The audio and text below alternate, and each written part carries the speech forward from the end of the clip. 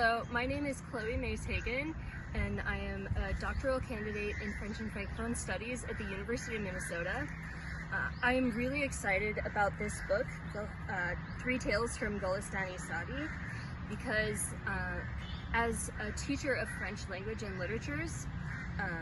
this book is really exciting to me just in terms of the pedagogical implications and the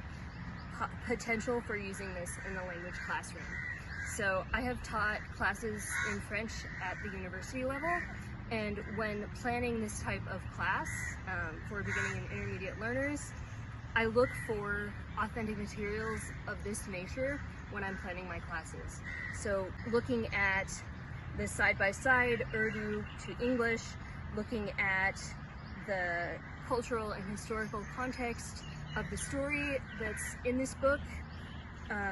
another is really exciting, and another feature of this book that I find particularly interesting is the glossary at the end of the book, which contains the Urdu terms, a transliteration in English characters, and then the definition in English, as well as some images for context.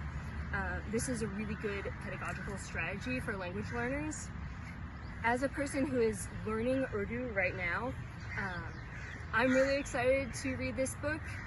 and I feel it will be very helpful for me